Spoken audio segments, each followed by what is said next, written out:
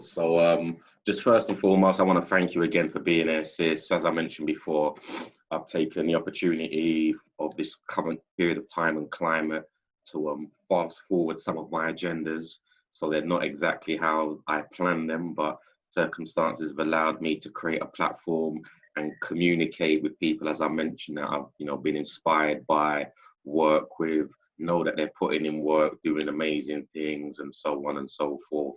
And it's a matter of spreading the spores, as you know, what I do. And I know it's not just me out here doing the work. There's some other amazing people doing the work too, who've inspired me to get to where I'm doing, and all the rest of it. So you're one of those people, sis, and I know, I'm familiar with you from various backgrounds and perspectives, from a creative art background. I know you've got, a background in creative arts. I know we've shared platforms on, psychedelic conferences and platforms, and you're, a keen advocate of psychedelics. And I know you've got your hands in a few pies and dresses and shirts, whatnot. So I've got, as I mentioned before, I've got, now I have a better idea after speaking with you the other day, but, we're still getting to know each other as well. I'm still getting to find out more about, yourself, your background, and all the rest of it. So I think it would be better for you to introduce yourself, and I'm going to piggyback off, off your introduction, and then we can take it from there. So please just let the audience know who you are and what you do. Cool. So my name is Akua Ofosuhene, and I am a dress designer, jewelry maker, and now also making textile artworks. And I have a background in having cooperative shops in Ghana and then in the UK, and looking forward to the next cooperative shop after we enter the new phase of things. So that's me, and I have I was just about to say a little boy. I mustn't say that. I have a son who's now 18 years old, and yeah, that's kind of the work side of things, I suppose. Okay, so thank you for sharing. I mentioned previously, do you remember how we met? And I know you do remember now. And but I'll bring it to the forefront, because I just always I think it was, for me, it was a key moment in history when we met. For me personally, simply because, as I mentioned before, I had met you on a circuit of talks that I was given with a partner, an organization, a partner who I was delivering talks all and around the country. And when we was doing those talks in London, it would pretty much be on my doorstep, not far from where I live in the Shoreditch, Old Street area. And I'd probably been delivering talks and workshops with them for, over a year, maybe a year and a half, in fact, because it just reached the 2-year mark. But I remember at that time entering the building as I would normally, and, I got my rucksack on, I went to put stuff down, and, as I entered the space, you immediately caught my attention, simply because for the year and a half, or nearly 2 years that I've been delivering talks with them, I'd never seen a black person in the building who I hadn't personally invited, or who I had been communicating with, knowing that they were going to be there. So up in the building and see you there, and it first, definitely caught my attention, and partly because of the reason why I do the work that I do, and trying to reach the audience that I would like to reach, in addition to the audience that I was primarily engaging with via funding and so forth. So to see you there was, was an inspiration. And then the fact that at the end of the talk, you came and approached me and connected, and then, we started to build a friendship, and I understood where you was coming from. You got an idea of where I was coming from. At that time, you had the Hub and Culture space in Peckham, and you opened up the space for me to be able to come there and share and build with the community over in South East London, and we was able to do that successfully. We delivered, a mushroom growing workshop in the space as well. And we basically brought what I was doing over over from East London over to South London. But with that said, I remember in between that time of us growing and developing together, I found out, that you had some, strong and keen views on psychedelics that complemented, the pathway that I was on and some of the developments that I was working on. And I invited you to speak at the Breaking Convention. And I think around the same summer, or around the period of time as well, we also participated in the Noisley Festival. And that gave me more insight into, you know, your clothing backgrounds, and I would like to touch on that, you know, a bit as well, how that all ties in with psychedelics. But then you had, as I said, you had some real strong and views, you know, from the psychedelic perspective, not just the benefits for yourself and our community, but also the wider community. And it just resonated with me, because that's basically what I'm on my mission doing. You know, many people say, "Oh, Darren, you speak up for psychedelics, for the benefit of Black and African people and all the rest of it." And it's like, yeah, I do, but that's not the only thing I do, and that's not why I do it. And there's a wider audience. There's more people that sit around the table that are in the audience that I would like to and intend to reach with this information, because I think it's for everybody. Everybody needs educating. Everybody was miseducated. So I'm saying that to say, sis, in a very short space of time, I've realized we've done quite a lot. You know, we've done quite a lot, and we've started spreading spores and seeds. So I would just like for you to just share a bit more just about the kind of your, you know, the clothing industry, how you got into that, and a little bit about your psychedelic background, and then I want to go a little bit back further just to bring us into who you are and where you came from and all the rest of it. Yeah. So yeah, I mean, for me, if we go to kind of like how you've said it, how we met, it was very interesting, because I think I'd already had the first Hub and Culture shop for about a year, and you know, it was all working very well. That I was really, really in search of other natural medicines, and actually remember. So this part, I don't know if I've told you. I actually remember I was talking to a friend of mine on the phone, and she drums. Well, used to be a drummer, and nowadays is a counsellor. But I hadn't actually seen her for about 20 years at that stage, and I was talking to her, and I was sort of like lamenting the fact that I couldn't find any other people of colour in the psychedelic space. And so Afra was the first person who actually mentioned your name to me. And so I was really, really like, oh wow. So I must have Googled your name, and then the Funzig thing came up, and it wasn't that long, you know, from the time Afra told me your name. And so I booked my ticket like straight away, and waited and waited and waited for the day to come, because I just couldn't believe that there was somebody in London, and you know, you weren't from America, and all of this kind of stuff. And for me, it was an amazing event to go to. And because of the subject matter, I couldn't even get anybody to come with me. Like, I was on my own. And I just went along and got in my seat, because it was just like, yeah, I've got to listen to this. And yeah, like I said before, it did really, really blow my mind, because I just... I didn't actually even know about the Baka people, the history of, you know, the shorter people in Africa.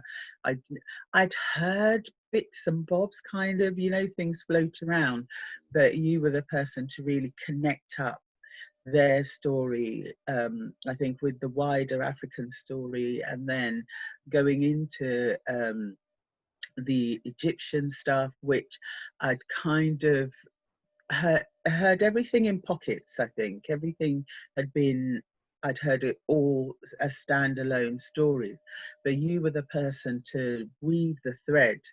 And so that was really interesting. And I actually my son used to really be into Egyptian mythology, so I'd kind of heard the names and seen the pictures, but not really connected too much with them. I think because when I lived in Ghana, you had a lot of the kind of Hotep people, and yeah, that I must have had something, so I hadn't gone too much into that side. But basically, at your talk, I suddenly saw a whole other side of the story, and our joint history and our connected history. And then for myself as an Asante person, I actually saw our clan totem, which is the staff with the black and white bird on it.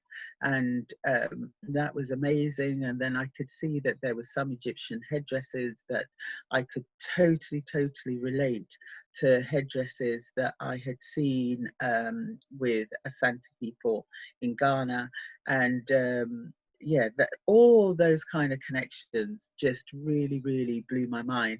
Even kind of the king's umbrellas, when you were showing all the different kind of ways in which mushrooms, you know, in the Catholic Church and all of this stuff, yeah, it just completely blew my mind. And one thing I think you touched on, I don't know if it was on that talk or another talk, but about the scarab pushing the dung. Yeah, and I think you're the first person who made that make sense to me, because yeah, all the other times I'm just kind of like, I'm still not seeing why that would be significant, you know. So it was really mind blowing for me. And I think at that time, I can't remember. I think maybe we were about to move to our second shop, because it's in the second shop that you came and did some talk.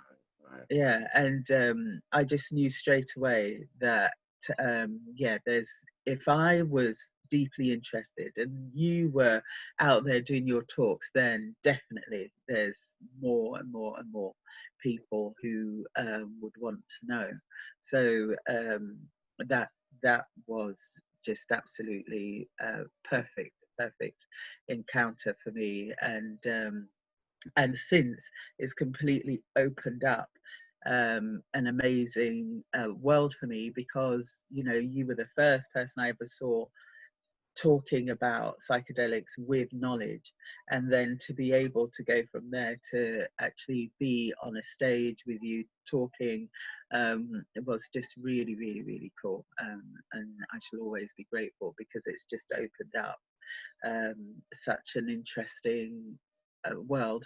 And it's really good being able to make contact with more and more people of African heritage who want to use you know, these medicines and compounds to heal and to also thrive. So it's really good. Okay, again, there's so much that's come out of that, sis. But and I appreciate you sharing there.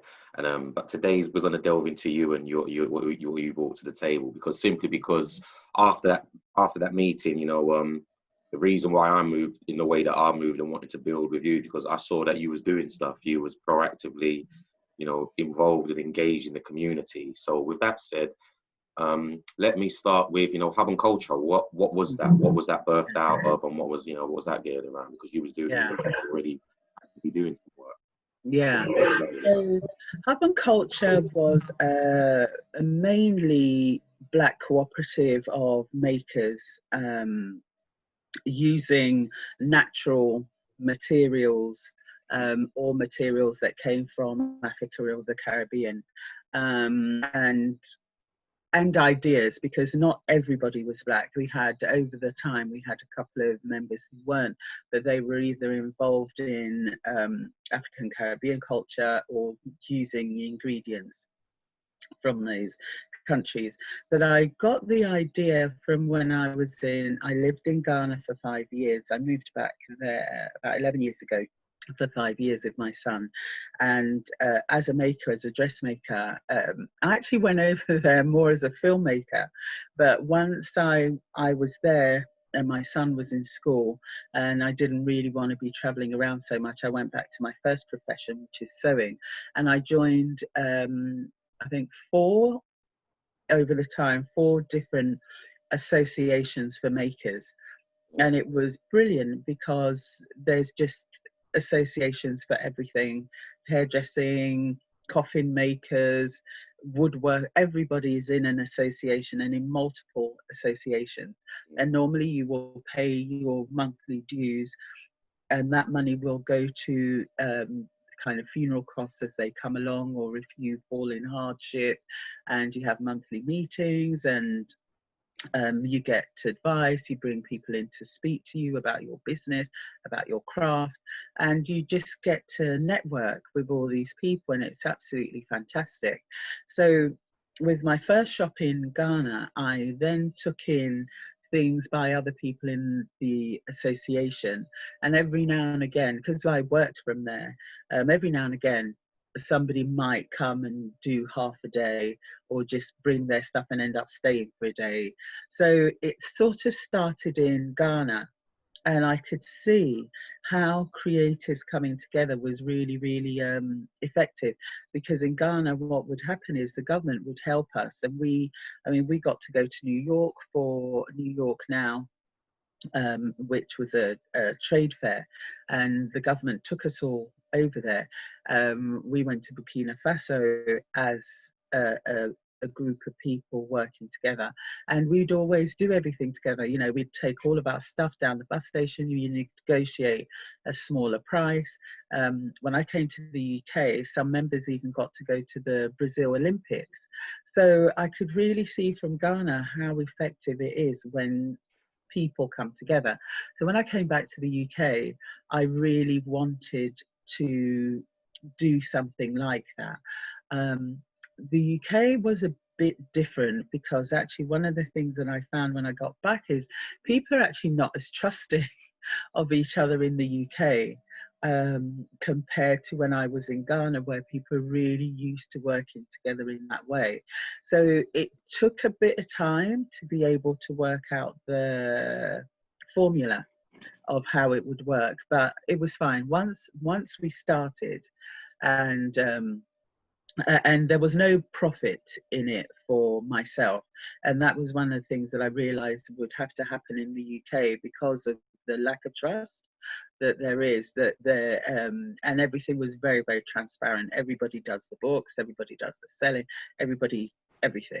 And it was brilliant. It was really good. I think we had about 20 different makers things in the shop, but only I think about 12 people who would have to do a shift. And that's how we ran the shop. We shared the hours, we shared the rent, and that was it. And we're looking to go online with Hub and Culture now, and hopefully when everything is back to normal, I'll be looking for the next Hub and Culture shop. But the thing with Hub and Culture for me was really not just the selling, but bringing in speakers and people to do special promotions, and especially things around healing and letting go. So we had the artist Marilyn Fontaine. She came and did a painting workshop that started with a meditation and all of these kind of things, which are really, really amazing. We had a woman, Yvonne, who she does channeling, and she's actually training now to be a shaman as well. So with her natural gifts, she's getting some extra training. So it was important for me to have these people in the shop and be able to advertise widely to the Peckham community that these things are happening. With the next Hub and Culture, what I really want to do is to be able to have a thing that I'm calling 7 parents. I've got this idea that if you've got 7 parents, you can do homeschooling, because each parent only has to give up half a day towards the children, and with 7 parents you'll end up with anything from 8 to 12 children. And to be able to give up the event space in the daytime for homeschooling parents to even come together in maybe even bigger groups to be able to use that space. So yeah, that's Hub and Culture in a nutshell. Nice.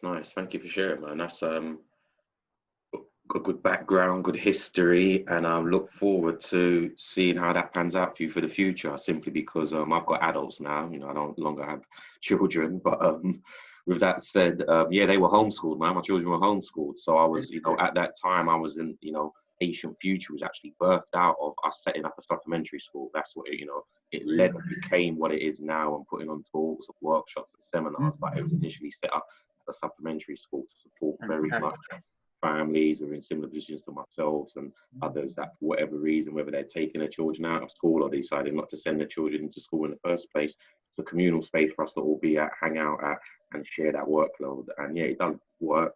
I think at that time, and that was like nearly 20 years ago now, that I was involved in, you know, in initiating that. And there wasn't as many people keen to, you know, homeschool their children. It was still like a risk. It was considered a risk that he's doing. I remember just hooking up with a handful of other family members, you know, within the local area, and connected with others, you know, South London as well, you know. But there was definitely room and space. I think in the current climate, there's more people who have been forced to homeschool. And they've come out of it like, oh, I really appreciate school, or I've really appreciated teaching and learning alongside my child, and I think I could do more of that and should be doing more of that. And we was always of the premise that education starts at home, so why does it seem so far removed that you would homeschool? You know, that's where you get all of your first learning. So yeah, all the best with that, sis.